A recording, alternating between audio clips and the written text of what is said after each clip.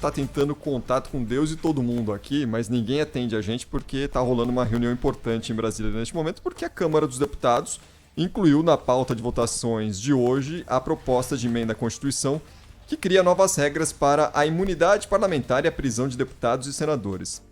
Proposta que entrou na pauta do plenário mesmo sem ter passado por nenhuma comissão. O texto da PEC, inclusive, foi divulgado ontem, alcançou hoje 186 assinaturas, o mínimo são 171 assinaturas, e por isso foi protocolado hoje com o aval dessa maioria de deputados e pode ser votado hoje.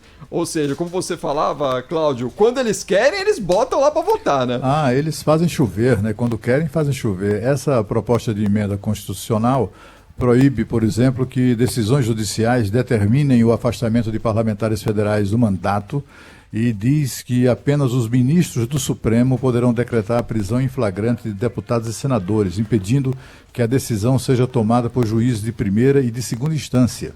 Né? Você sabe que desde o fim do foro privilegiado, esses juízes de segunda instância são os responsáveis por analisar casos que não estão ligados ao exercício do mandato. Casos, crimes, como por exemplo da Flor de Lis. Foi baseado nessa decisão, nessa legislação, que o Tribunal de Justiça do Rio de Janeiro determinou o afastamento dela do mandato.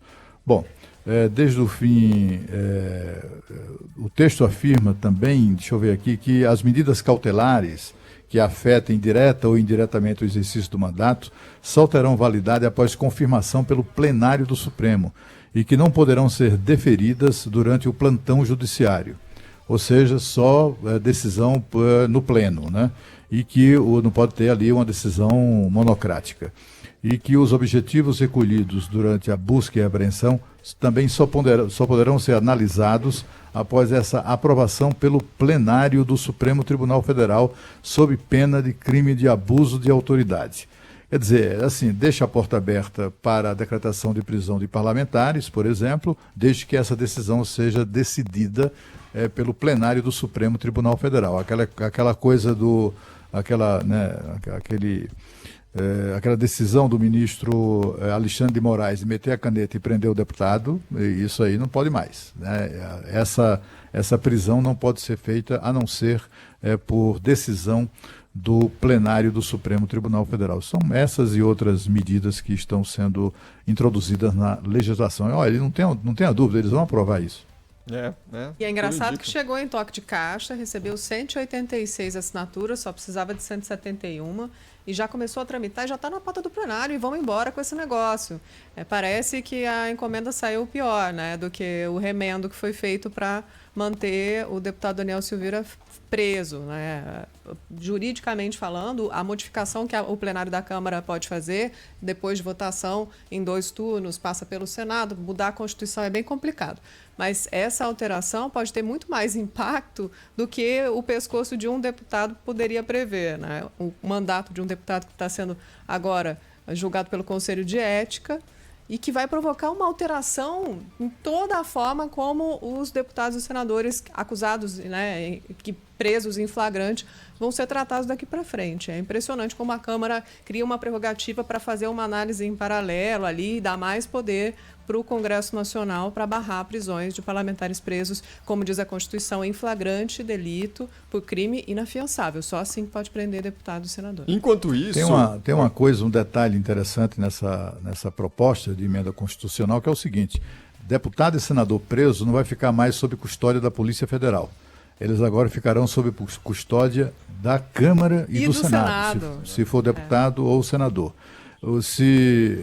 A questão é a seguinte: o local da custódia, o que está sendo negociado é isso, será decidido pelo presidente da casa. Ou seja, no caso do Daniel Silveira, quem decide onde ele fica preso, se for essa a decisão do plenário e depois de uma sentença do Supremo, é o presidente da Câmara que decide onde ele vai ficar. E ele pode ficar, inclusive,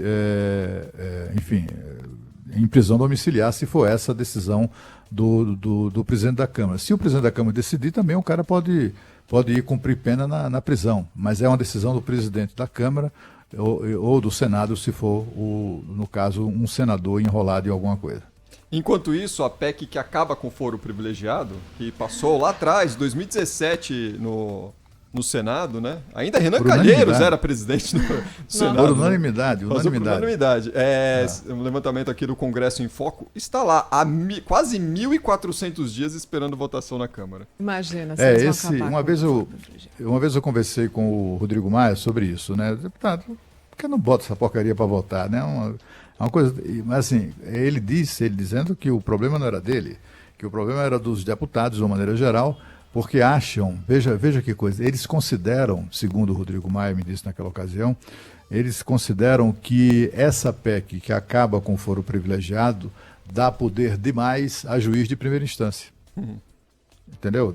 Eles ficariam à mercê de juiz de primeira instância. É por isso que eles não votam, né, na Câmara, porque há senadores enrolados, agora na Câmara é metade, né? Metade da casa, quase isso, tá enroladíssima na Justiça, e eles não querem ficar ali sob o jugo, né, do juiz de primeira instância. Agora, com essa PEC que está sendo votada hoje, se for mesmo, acho que vai, talvez esse temor aí se dissipe, né? O temor do poder excessivo, na opinião deles, para juiz de primeira instância.